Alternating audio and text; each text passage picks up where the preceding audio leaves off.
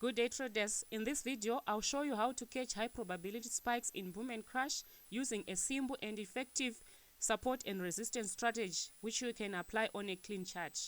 So we are going to learn how to identify strong levels where spikes are most likely to occur and how to trade them with confidence and proper risk management. I've also inserted the links to our WhatsApp, Telegram and website in the description. Just click and join and you get access to free signal, trading tools and other updates. You need to know and understand that support and resistance is one of the reliable strategies that we can use to catch spikes in boom and crash. Because this method focuses on understanding where price is most likely to react, reverse or produce strong spikes. If you don't know what is support, what is resistance, let me help you. Support is an area or a zone where price tends to stop falling and pushes upwards, whereas resistance is an area where price tends to stop rising and pushes downwards. So, one of the most important things that we must bear in mind is that support and resistance is not a line. It is a zone. It is an area. So, support and resistance are zones or areas of interest because price does not react to a single price level, but to a range where buying or selling pressure exists. That's why we don't only focus on the lines. We use zones to capture realistic market behavior. We use zones because price rarely respects one exact price. Support and resistance zones are most powerful when drawn from higher time frames such as daily, 1 hour, 30 minutes, M15. Then you come to lower time frames like 1 minute or 5 minutes where you wait patiently for price to enter the zone, then look for entry points.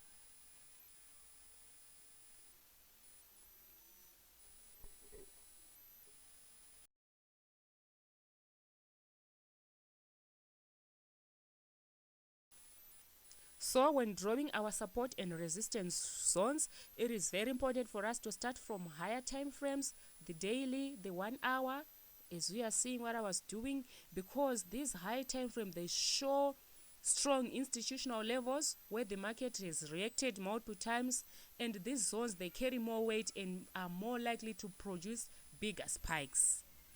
So after drawing your support and resistance from higher time frame, we then move to lower time frame, the M5 or the 1 minute or the 5 minutes time frame, where we wait patiently for the price to reach our zone. Then we can take a buy or we can take a sell, depending if we are on a support or any resistance. How do we use support and resistance in boom and crash markets? If you are in boom, you look for buy opportunities at support zones. We look for buy opportunities at the support zone. Like I have said earlier, that a support zone is an area where price tends to stop falling and pushes upwards. So we look for buy opportunities at a support zone. Like what we are doing now, as you can see, we drew our lines from higher time frames. Now we are on the M15 time frame, so we are going to shift to 1 minute time frame for entry. So in trading, it's all about waiting patiently. If you want to make money in trading, there's no need to rush. You have to wait patiently for the price to reach your level, and when the price reaches your level, that's when you can take your buy and sell. So you need to bear in mind that whenever you are trading with using the support and resistance, you can also combine it with price action for confirmation. You can combine your support and resistance with price action, where you can look for different chart patterns for confirmation for your entries.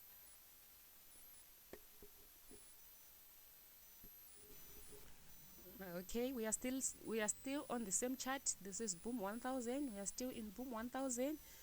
We are done drawing our levels, and we are now shifting to 1 minute time frame. We are now on M1, where we are going to wait patiently for the price to reach our support zone. Then we can enter. This is boom, meaning we'll be buying. Like you have seen, we have entered, price has reached our support zone. We entered, we are now buying boom 1000. Let's wait and see how it is going to be. Is it gonna spike or what? We are using support and resistance. We started by drawing our levels from higher time frames. Now we have shifted to the M1 time frame, and we took our buy.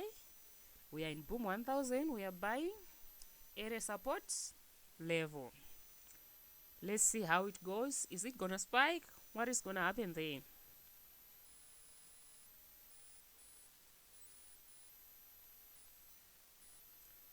Let's see what is going to happen. We are still on 1 minute time frame. Our buy is already in. As you can see, it's running. Price is moving. Let's see the power of support and resistance. Let's see the power of support and resistance.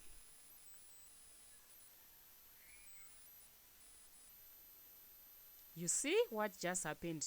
The spike came. So we can testify that support and resistance really works. And one thing you need to bear in mind always is that whenever support and resistance zones are drawn from higher time and executed on lower time frames, it actually gives us a powerful and disciplined way to catch spikes with confidence and consistency.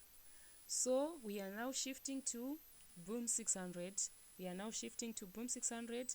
We are still using the same top to down approach, starting drawing our support level from higher time frame. Then we move to lower time frame for entries. We are drawing our levels, we are drawing our zones. As you can see, we are drawing our zones, and prices approached our support zone. We are now taking our trades in boom 600. This is now boom 600. We are done with boom 1000. So we are about to take our buy in boom 600. We took our buy because price has reached our support level. Price has reached our support level. We are now in boom 600. Let's see how it's gonna play out. So whenever you are trading, one of the important things that you also need to bear in mind is that risk management is very important. Risk management is very crucial, though it's debatable, because some people say if you apply risk management you won't make money, but others also say if you don't apply risk management, the probability of blowing your accounts in the blink of an eye is high. So what do you think, guys? Tell me in the comment section, what's your take on risk management? Is it good to apply risk management when you are trading, or you rather go full margin? What's your take on that?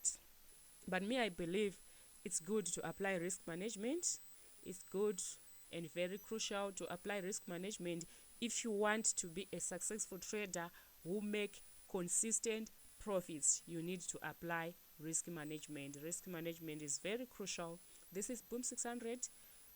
We are now on 1 minute time frame where we took our buy. Let's see what is going to happen. We are in boom 600 now. On our support zone, we took our buy. Let's see what is gonna happen in boom 600. Let's see what is gonna happen in boom 600. Is the price going to respect our support zone, or is the price going to break our support level?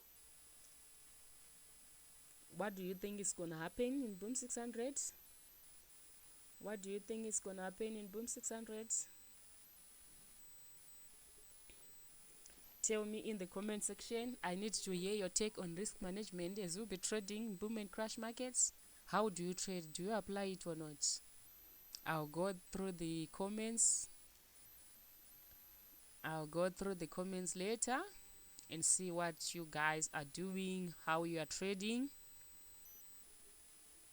We're in boom 600 and the trade is running, and the trade is running, and the trade is running. Let's see how it is gonna be. Let's see how it is gonna be. We are still in boom 600.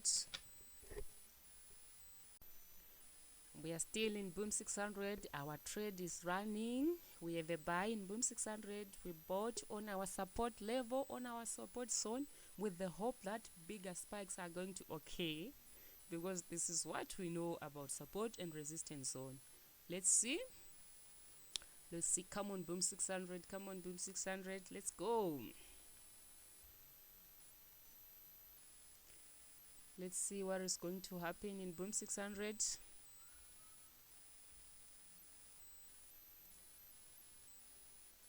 A small spike just appeared, but this is not what we want. We need a big spike. We need our trades to be in blue. We need profit. We need money. Let's see what is going to happen. Let's see what is going to happen. We are still on our support zone, so we are not executing the trade. We are not exiting. We are still holding our trade because we are still on our support zone.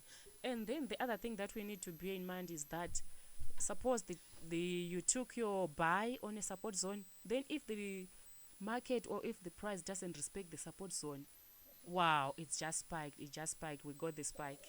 We got the spike in boom 600, you see. So we are now in crash 500. So in crash, we look for sell opportunities at resistance zone where downward spikes are likely to happen. We look for spikes at resistance zone, and we do the same. We start dropping our levels from higher time frame, then we come to lower time frame for entries. As you can see, we are now waiting for price to approach our resistance zone so that we can take our sell. This is crash 500.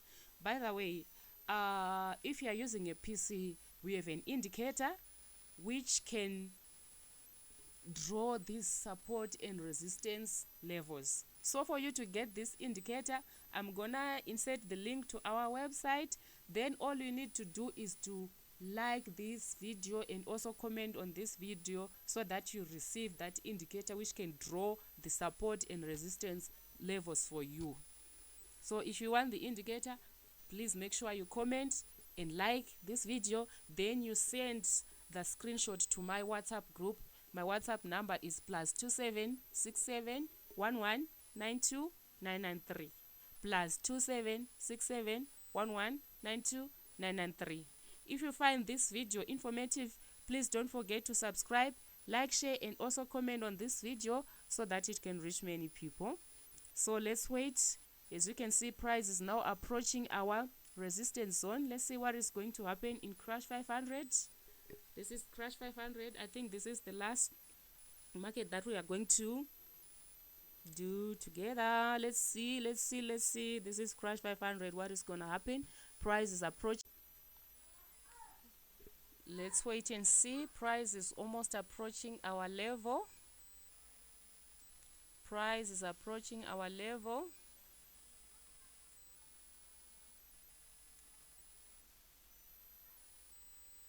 Price is approaching our level. Like we said, support and resistance is a zone. So we took our sell. The trade is running. Let's see if the market is going to respect the resistance level or the resistance zone. This is crash 500. It just spiked, you see. So you can testify that support and resistance really works.